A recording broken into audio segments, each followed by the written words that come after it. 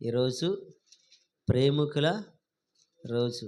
ఈ లోక ప్రేమికులు ఎలాగ ప్రేమిస్తారో తెలియదు, కానీ మన ప్రభు మాత్రం మనల్ని నిత్యము కూడా ప్రేమించే దేవుడు. ఎప్పటి నుంచి ప్రేమిస్తున్నాడు ఆయన చెప్పండి? ఉదయకాలం చెప్పాను, జగత్ పునాది వేయబడక మునిపే, మనకు రూపురేఖ లేనప్పటి నుంచి ఆయన మనల్ని ప్రేమిస్తున్నాడు. దేనికి స్తోత్రాలు చెల్లిద్దాం, దేనికి స్తోత్రాలు చెల్లిద్దాం. ఈ లోకములో ఎవరు చూపించలేనంత ప్రేమ ఆయన మనపైన చూపిస్తున్న. ఆ ప్రేమకి ఏమి లేదండి, కొలతలు లేని ప్రేమ, ఎవరు చూపించలేని ప్రేమ. ఆయన నిత్యము నిన్ను నన్ను నిలబెట్టి ఆనందపరిచే ప్రేమ. దేనికి స్తోత్రాలు చెల్లిద్దాం. అలాంటి ప్రేమ దేవుడు మనల్ని ప్రేమిస్తున్నాడు. దేనికి స్తోత్రాలు చెల్లిద్దాం. హల్లెలూయా, హల్లెలూయా. అయితే ప్రియులారా, అంతేకాదు కానీ నోటి ముద్దులతో అతడు నన్ను ముద్దు పెట్టుకొనును గాక అని చెప్పి ప్రియులారా, సొలొమోను ఈ యొక్క దైవ ఆవేశము ద్వారా ఆత్మచేత రాయబడినంటి చక్కటి సందేశమైన మాటలు ప్రియులారా. ఈ మాటల్లో లోక సంబంధంగాను భౌతికంగాను ముద్దు పెట్టుకుంటే ఆ ముద్దుల్లో విశ్వనీయత లేదు, పరిశుద్ధత లేదు, ప్రేమ లేదు. అలాగ మనం చూసినప్పుడు వార్ప ముద్దు పెట్టుకుంది. ఎందుకంటే ఇంకా వాళ్ళ అత్త దగ్గర ఏమి లేదు, ధనము లేదు, ఐశ్వర్యం లేదు, తనకి మరలా వివాహం చేయడానికి కుమారుడు లేడని చెప్పి ఆ ముద్దుతో నీకు నాకు చెల్లి అనుకుంటూ చెల్లి చీటి రాసి వెళ్ళిపోయింది. తర్వాత ఇష్కర యోధ అని మనం చూస్తున్నప్పుడు ఏం చేశాడంటే ఎన్నుపోటు పొడిచాడు. అంటే ముద్దు నేను ఎవరినైతే పెట్టుకుంటానో ఆయనే క్రీస్తు, ఆయనే ప్రభునేసు క్రీస్తు. మీరు వచ్చి ఏం చేయాలంటే అని పట్టించుకుంటారో, పొడిచేస్తారో, తీసుకెళ్ళిపోతారో, ఏం చేస్తారో, ఆయనే క్రీస్తు అని చెప్పి ముద్దు పెట్టుకుని ఆనవాళ్ళు చూపించి మోసం చేసిన వ్యక్తిగా మనం చూస్తున్నాం. దేనికి స్తోత్రాలు చెల్లిద్దాం. అయితే ఈ ముద్దుల గురించి చూస్తున్నప్పుడు మనం ఉదయకాలం ఇంకో మాట మాట్లాడుకున్నాం, నోటి ముద్దులతో. అంతే ప్రియులారా, ఆయన మనల్ని ప్రతినిత్యము ముద్దాడుతూనే ఉన్నాడు. ఎప్పుడు ముద్దాడుతున్నాడు మనల్ని అంటే, మనం ఎప్పుడైతే పరిశుద్ధంగాను పవిత్రంగాను ఆయన బల కార్యక్రమంలో చేపెడుతున్నప్పుడు ఆయన శరీరం మనల్ని ఏం చేస్తుందండి, ముద్దాడుతూనే ఉంది. ఆయన శరీరం మనం ఏం చేస్తుంది, మనల్ని ముద్దాడుతూనే ఉంది. దేవాది దేవుడు ఆయన రాక మునిపే ప్రియులారా, ఈ పరిశుద్ధ గ్రంథంలో నుంచి నీ కొరకు నా కొరకు ఒక చక్కటి సందేశాన్ని పరిశుద్ధాత్మ దేవుడు రాపించాడు. దేనికి స్తోత్రాలు చెల్లిద్దాం. ఆయన శరీరము మనల్ని ముద్దాడుతూనే మనలో జీర్ణమవుతుంది, మనలోని ఆస్వాదిస్తుంది. అయితే కింద మాట మనం చూస్తే పరమగీతాలు 1వ అధ్యాయము 2వ వచనం అండి. మనం చూస్తే ఆ కింద మాట, నీ ప్రేమ ద్రాక్షారసము కన్నా మధురము. ఏంటండి, నీ ప్రేమ ద్రాక్షారసము కన్నా మధురము. దేనికి స్తోత్రాలు చెల్లిద్దాం, దేనికి స్తోత్రాలు చెల్లిద్దాం. తలలో ఉంచినట్టయితే ప్రార్థన చేద్దాం. మహాపరిశుద్ధుడా, ప్రేమగల తండ్రి, కృపగల మా దేవ, చదవబడిన లేఖన భాగాన్ని దీవించండి, ఆశీర్వదించండి. నీ ఆత్మచేతను నింపండి, నీ ఆత్మచేతను నింపి నాలోకి మీరు రండి నాయన. నాలోకి మీరు వచ్చి నా నోటిని బోరగా మీరు మలుచుకొని నాలో ఉండి అయా మీరే మాట్లాడి, అయా వచ్చిన ప్రజలతోనూ ఈ యంత్రం ద్వారా వింటున్న వారితో, లైవ్ ద్వారా చూస్తున్న వారితో మీరే మాట్లాడి మీ ఘనమైన శ్రేష్టమైన జీవగల నామానికే ఘనత, మహిమ, ప్రభావములు పొందుకోమని యేసుక్రీస్తు పరిశుద్ధ నామాన్న అడిగి వేడుకుంటున్నాము తండ్రి, ఆమేన్. హల్లెలూయా. ఇక్కడ ఏమని ఉందంటే, నీ ప్రేమ ద్రాక్షారసం కన్నా మధురము. దేంతో పోలుస్తుంది ఇక్కడ సొలొమోను? దేంతో పోలుస్తున్నాడు, లేదు సంఘం దేంతో పోలుస్తుంటే, నీ ప్రేమ ద్రాక్షారసము కన్నా మధురము. దేనికి స్తోత్రాలు చేద్దాం. పరిశుద్ధ గ్రంథములో ప్రియులారా మనం చూసుకున్నట్లయితే ద్రాక్షారసం అంటే ద్రాక్షాల గురించి, లేదా ద్రాక్ష చెట్టు గురించి చాలా చోట్ల రాయబడి ఉన్నది.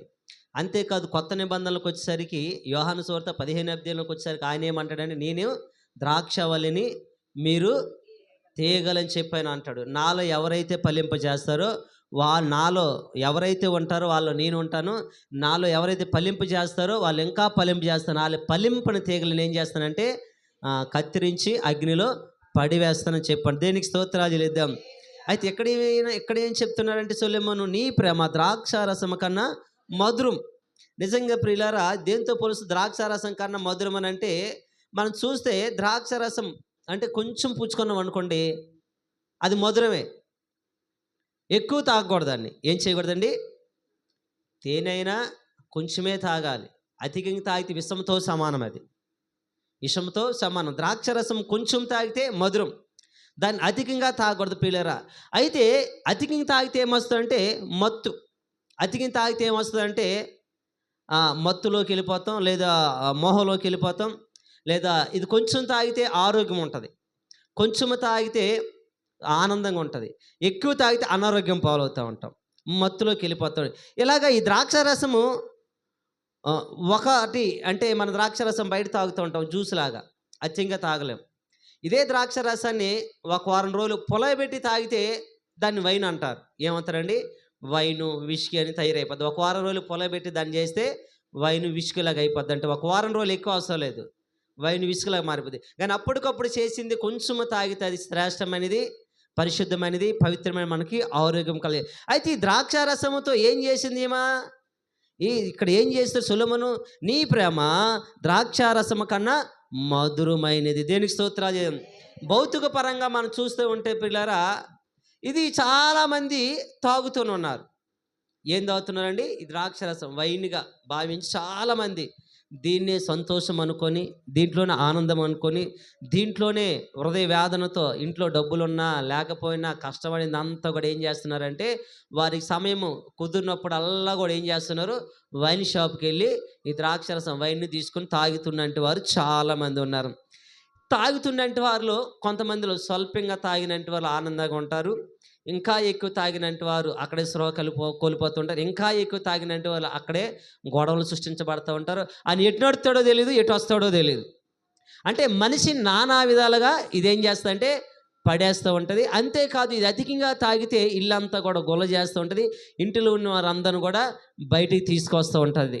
అంతేకాదు కానీ ఇంకా అధికంగా తాగితే ఏం చేస్తుందంటే ఆరోగ్యం క్షీణించిపోతుంది, అనారోగ్యం పాలవుతూ ఉంటారు.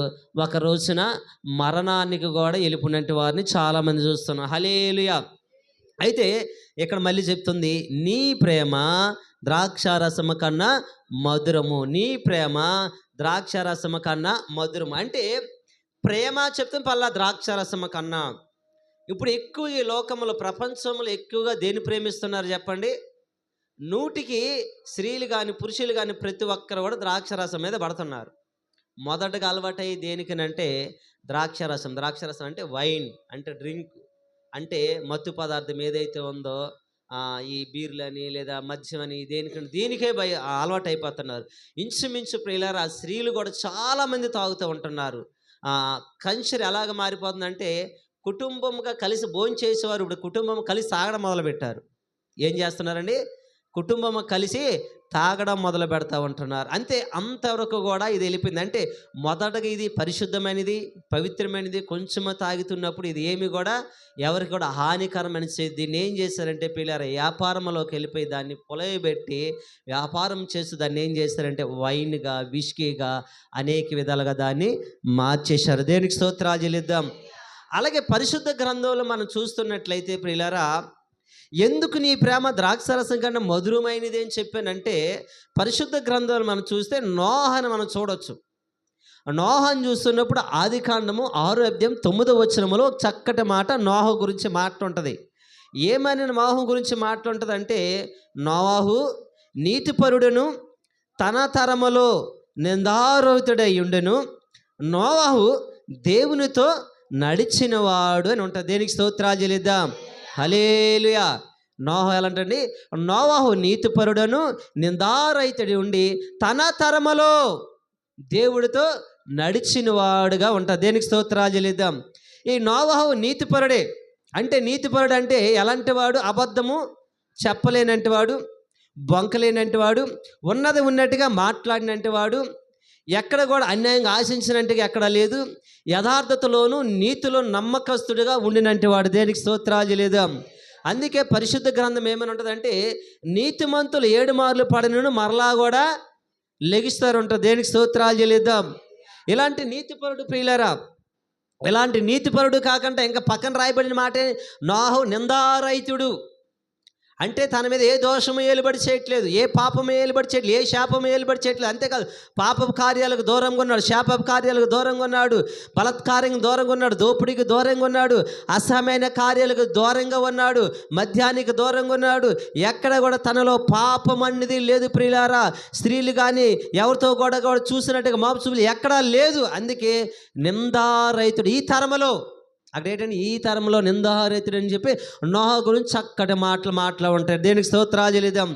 అంతేకాదు, ఇంకో కింద ఉంటుంది, దేవునితో పాటు నడిచినంటి వాడు. ఎవరితో నడిచానండి? దేవునితో పాటు నడిచాడంటే దేవుడు ఎలాంటి వాడు? పరిశుద్ధుడు, పవిత్రుడు, యథార్థమంతుడు, నీతిమంతుడు, పాపము లేనంటి వాడు, రోషగాడు దేవుడు. దేనికి స్తోత్రాలు చెల్లిద్దాం. ఇప్పుడు నోవాహు కూడా అలాగే ఉన్నాడు.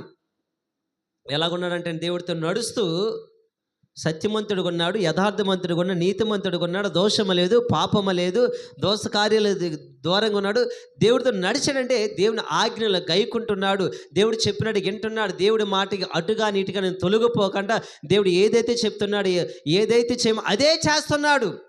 అలా ఎలా చేస్తున్నాడంటే మనం గమనిస్తున్నట్లయితే నోహకి ఒక దినాన్న నోవాహు, నువ్వు ఈ తరంలో నీతిమంతుడు, యథార్థమంతుడు ఉన్నావు కాబట్టి ఇదిగో నేను ఒక ఓడను సిద్ధం చేయమంటాను, ఆ ఓడను నువ్వు సిద్ధం చేయు అని చెప్పి కొలతలు చెప్తాడు. కొలతలు చెప్పినప్పుడు 120 బారులు, 120 మూరలు పొడవు, ఎడలు అని చెప్పి ఇలా కొలతలు చెప్పి ఓడను చేయమన్నప్పుడు పిల్లరా, ఆ ప్రతి మాట కూడా నోహ ఏం చేస్తారంటే పూచుపుల్ల తప్పిపోకంట ప్రతిది కూడా చక్కగా విని ఏం చేశారండి, దేవుడు చెప్పినట్టుగా నడుచుకుంటూ వెళ్ళాడు. దేనికి స్తోత్రాలు చెల్లిద్దాం. హల్లెలూయా.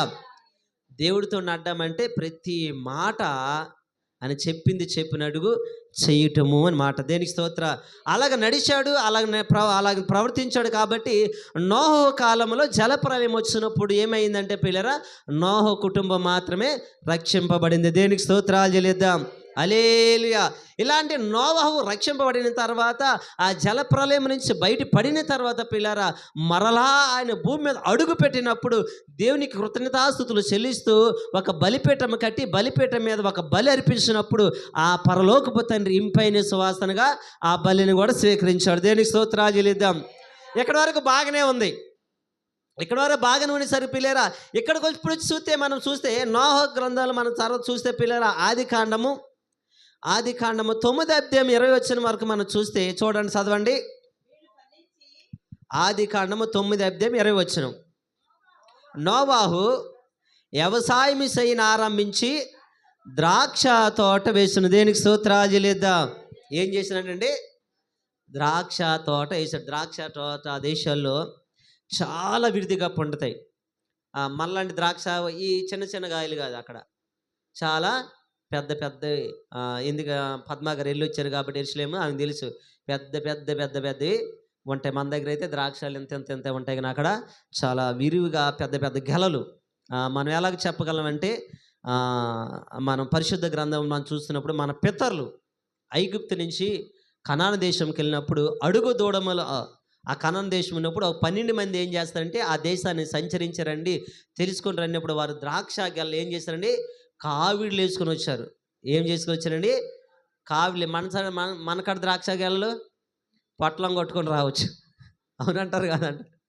అక్కడ కావిళ్ళు వేసుకొని వచ్చి అంత పెద్ద గెలలు ఉంటాయి, పిల్లలు అంత పెద్దగా ఉంటాయి అన్నమాట. ఇప్పుడు ఏమైంది? నోహ అంట వ్యవసాయం చేయడం ఆరంభించాడు.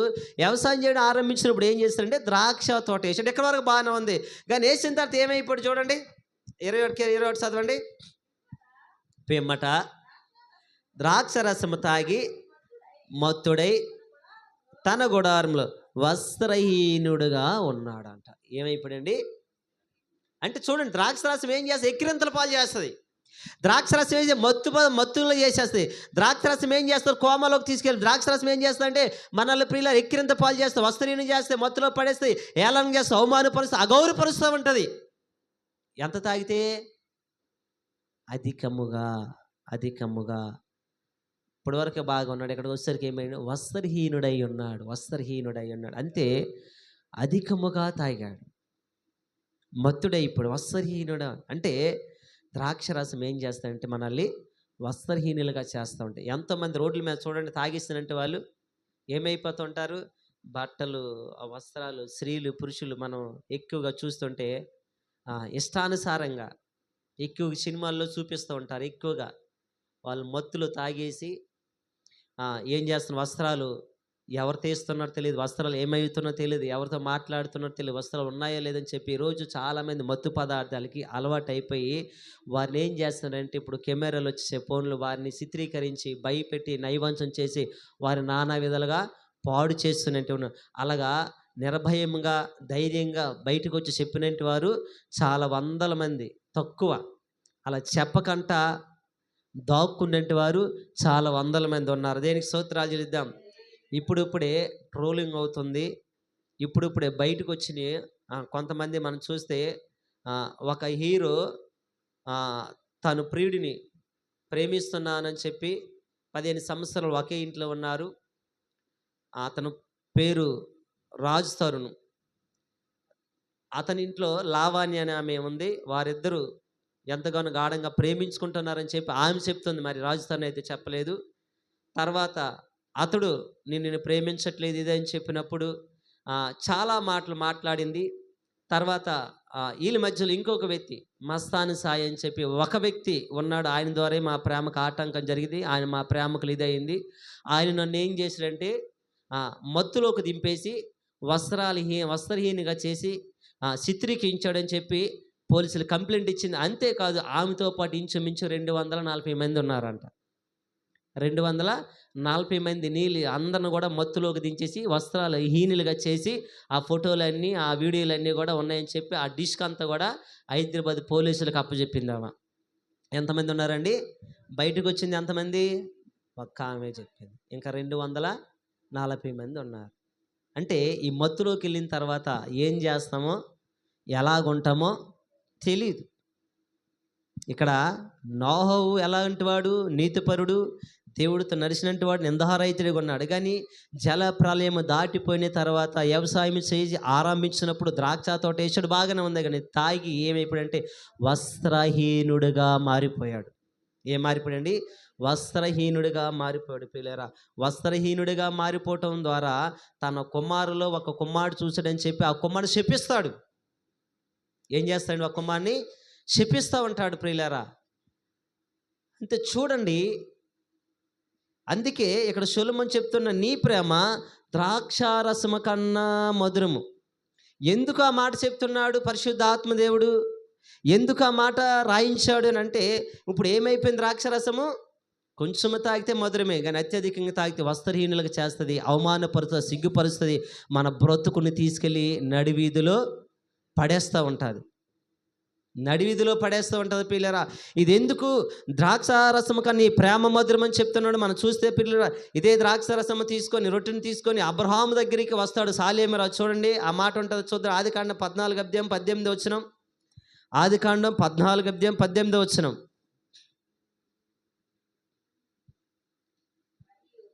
మరియు షాలేము రాజు అయిన మెల్కీషెదెక్ రొట్టెను ద్రాక్షారసమును తీసుకొని వచ్చి, అతడు సర్వోన్నతుడగు దేవునికి యాజకుడు.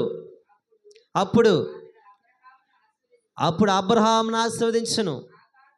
ఆకాశమునకు భూమికిని సృష్టికర్తయగు సర్వోన్నతుడైన దేవుని వలన ఆశీర్వదించబడిన వాడా,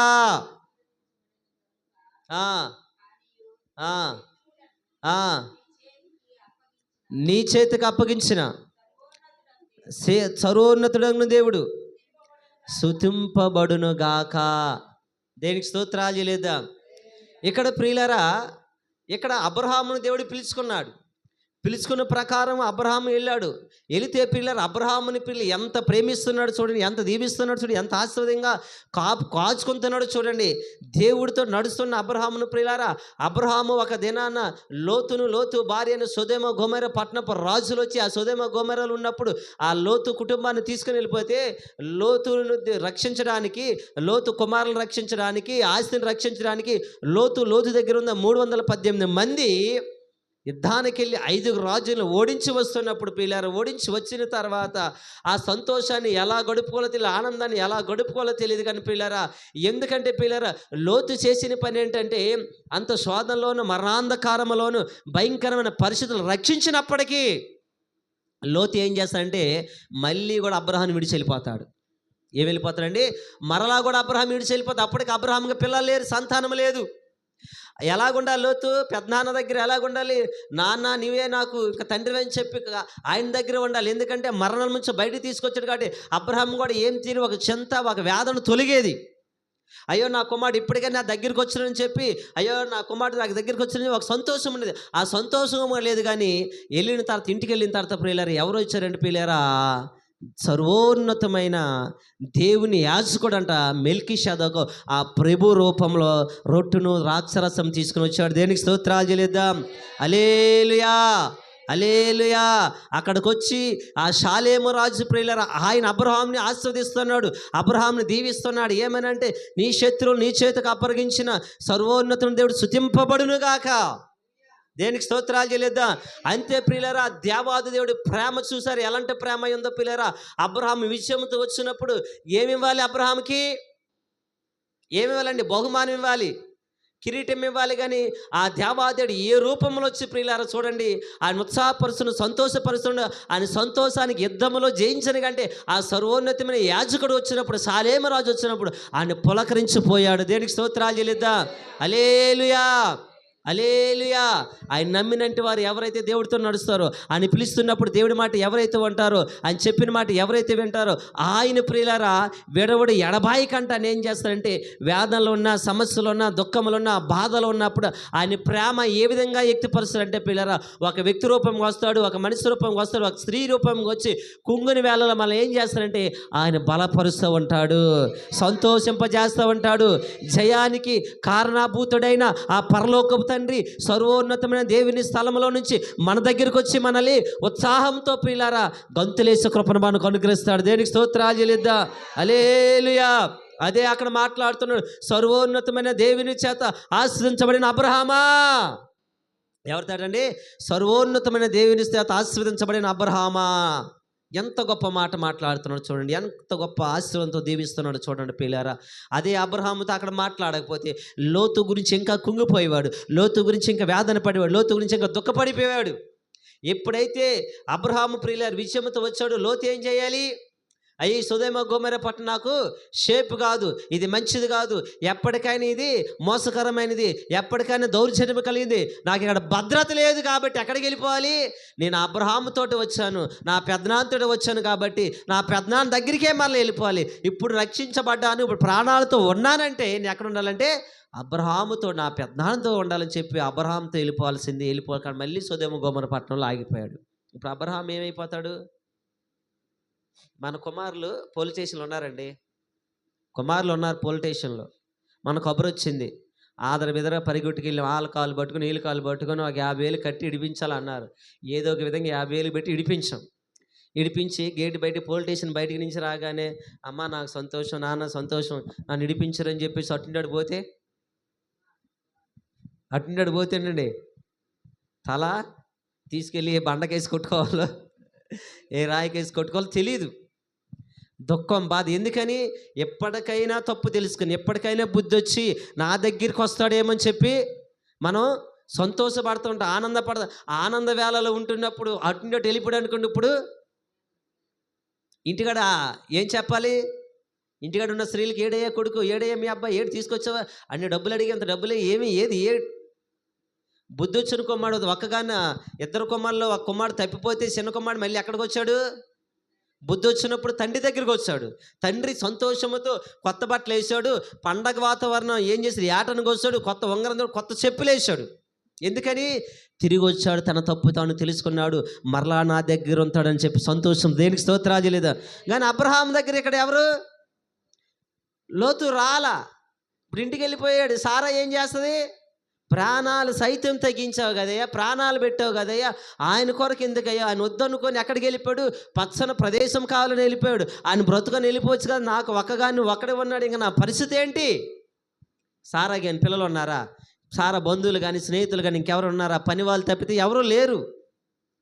సారాకి చుట్టాల బంధువులు ఎవరు లేరు. ఎక్కడో హారాలను వదిలేసి వచ్చేసాడు అబ్రహాము. ఇప్పుడు అబ్రహాము అక్కడ చనిపోతే పరిస్థితి ఏంటి? సారా ఒంటరిదాయే. ఇప్పుడు ఇంటికి వెళ్ళాడు. వెళ్ళేటప్పుడు పోనీ ఏమైనా లోతుని తీసుకుని వెళ్ళాడా? ఇప్పుడు ఇంటికి వెళ్తే పరిస్థితి ఏంటి? చూడగానే అయ్యా బాగున్నావా, లోతు ఏమైనాడు, తప్పించబడ్డారా, ఊరి ఎక్కడ ఎక్కడ ఎక్కడ వస్తున్నాడని చెప్పి అవి ఏం చేస్తుంది, ఆదర బెదరకి ఎదురు చూస్తుంటుంది. రాలేదు అన్నారు అనుకోండి, ఏమైపోతుంది? ప్రాణాలు తెగించి అందరూ పోరాడి ప్రాణాలు తెగించి రక్షిస్తే రాలేదా, ఆ మూర్ఖుడి కోసం ఆడి కోసం నువ్వు వెళ్ళావని చెప్పి నానా మాటలు వచ్చి ఉంటాయి. కానీ ప్రియులారా, ఆ చింతలోకి అబ్రహాం నడిపించకంట, ఆ వేదంలోనికి అబ్రహాం నడిపించకంట, ఆ దుఃఖంలోని అబ్రహాం పడివేయకంట, ఆ మనోవేదంలో కుంగిపోకంట. వెంటనే ఎవరు వచ్చారంటే ప్రియులారా, ప్రేమామడిన దేవుడు, కృపగల దేవుడు, కరుణించే దేవుడు, ప్రియులారా పిలుచుకున్న దేవుడు, నమ్మకస్తున్న దేవుడు అబ్రహాం దగ్గరికి వచ్చేసి అబ్రహాముతో అంటాడు, సర్వోన్నతమైన దేవుని చేత ఆశీర్వదించబడిన అబ్రహామా, నీ శత్రువు నీ చేతులకి అప్పగించిన దేవుని స్తుతింపబడునుగాక. దేనికి స్తోత్రాలు చెల్లిద్దా? హల్లెలూయా. కొన్నిసార్లు మనకి విజయం వస్తూ ఉంటుంది. విజయం వచ్చినప్పటికీ మనలో ఏముండదండి, ఏముండదు, ఆనందం ఉండదు, సంతోషం ఉండదు. అయ్యో ఎంత నేను కష్టపడి, ఎంత వేదన చెంది, ఎంత అప్పులో మునిగిపోయినంటే వారు, లేదా అనారోగ్యం మునిగిపోయి నేను బయటికి తీసుకొచ్చి ఆరోగ్యాన్ని బాగు చేసి, లేదా అప్పుల నుంచి బయటికి తీసుకొచ్చి విడిపించేస్తే నాకేం దక్కిందని చెప్పి ఏమైపోతామండి, దుఃఖపడతామంటాం. కానీ ప్రియులారా, అదే భౌతిక సంబంధమైన వారు దుఃఖపడతారు, కానీ ఆత్మ సంబంధమైన మనల్ని దేవుడు దుఃఖపడనివ్వడు, బాధపడనివ్వడు, కుంగిపోనివ్వడు, వేదంలోనికి నెట్టివేయుడు. నువ్వు చేసిన మేలుకు తగిన ప్రతిఫలాన్ని దేవుడు నీకు ఇస్తాడు.